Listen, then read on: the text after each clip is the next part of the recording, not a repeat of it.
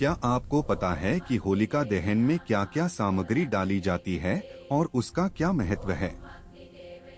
होलिका दहन हिंदू धर्म का एक अत्यंत पवित्र और प्रतीकात्मक अनुष्ठान है जो फाल्गुन मास की पूर्णिमा की रात्रि में किया जाता है।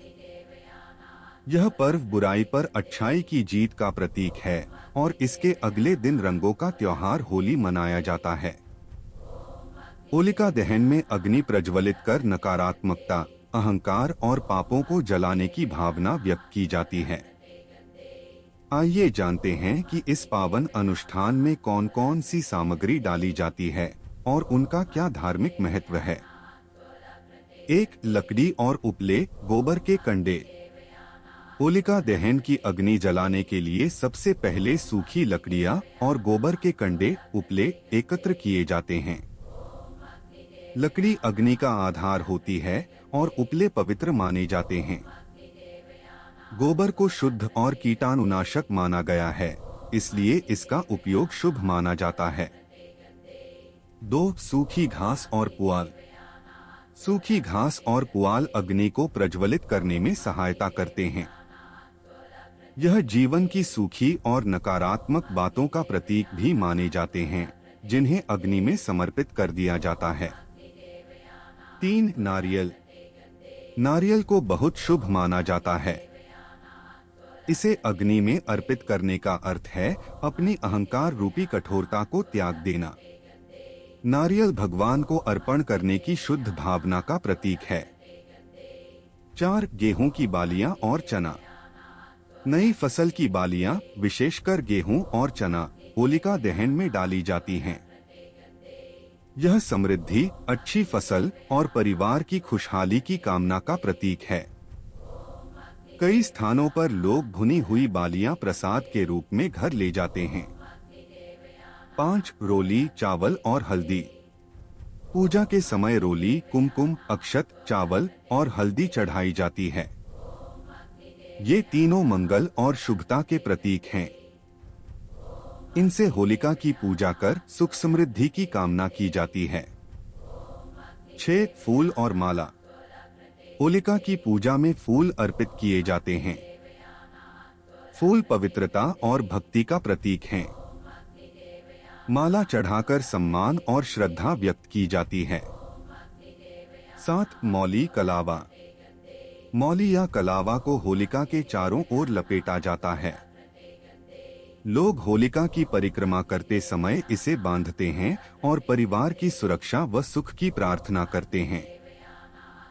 8. गुड़ और मिठाई।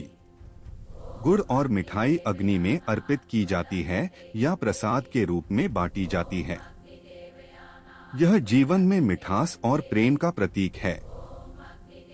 9. कपूर और घी। अग्नि प्रज्वलित करने के लिए कपूर और घी का उपयोग किया जाता है। घी को पवित्र और शुद्ध माना जाता है और कपूर वातावरण को शुद्ध करने में सहायक होता है।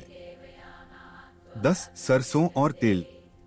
कुछ स्थानों पर सरसों और तिल भी अग्नि में डाले जाते हैं। यह नकारात्मक ऊर्जा को दूर करने और शुद्ध वातावरण के लिए प्रतीकात्मक रूप से अर्पित किए जाते हैं। होलिका दहन का धार्मिक महत्व। होलिका दहन की कथा प्रहलाद और होलिका से जुड़ी है। पौराणिक कथा के अनुसार भक्त प्रहलाद भगवान विष्णु के परम भक्त थे। उनके पिता हिरण्यकशिपु ने उन्हें मारने का प्रयास किया। हिरण्यकशिपु की बहन होलिका को अग्नि से न जलने का वरदान था। वह प्रहलाद को गोद में लेकर अग्नि में बैठी, परंतु भगवान की कृपा से प्रहलाद सुरक्षित रहे और होलिका जलकर भस्म हो गई। यही घटना बुराई पर अच्छाई की विजय का प्रतीक बनी। परिक्रमा और प्रार्थना। होलिका दहन के समय लोग अग्नि की 3, 5 या 7 बार परिक्रमा करते हैं। परिक्रमा करते हुए परिवार की सुख शांति, स्वास्थ्य और समृद्धि की कामना की जाती है। कई लोग अपने पुराने रोग, कष्ट या बुरी आदतों को त्यागने का संकल्प भी लेते हैं। वैज्ञानिक दृष्टिकोण। होलिका दहन केवल धार्मिक ही नहीं, बल्कि वैज्ञानिक दृष्टि से भी महत्वपूर्ण है। मौसम परिवर्तन के समय वातावरण में कीटाणुओं की संख्या बढ़ जाती है। अग्नि की गर्मी और धुआं वातावरण को शुद्ध करने में सहायक माना जाता है। गोबर के कंडों और औषधीय लकड़ियों का धुआं स्वास्थ्य के लिए लाभकारी माना गया है। सामाजिक महत्व। यह पर्व समाज में एकता और भाईचारे को बढ़ाता है। गांव और मोहल्ले के लोग मिलकर लकड़ी एकत्र करते हैं और सामूहिक रूप से पूजा करते हैं। इससे सामाजिक संबंध मजबूत होते हैं और आपसी प्रेम बढ़ता है। निष्कर्ष, होलिका दहन केवल आग जलाने का उत्सव नहीं है, बल्कि यह आत्मशुद्धि, नकारात्मकता के त्याग और नई शुरुआत का प्रतीक है। इसमें डाली जाने वाली प्रत्येक सामग्री का अपना विशेष महत्व है, चाहे वह लकड़ी हो, उपले, नारियल, गेहूं की बालियां या रोली चावल। हर वस्तु एक सकारात्मक संदेश देती है कि हमें अपने भीतर की बुराइयों को जलाकर अच्छाई, प्रेम और भक्ति को अपनाना चाहिए।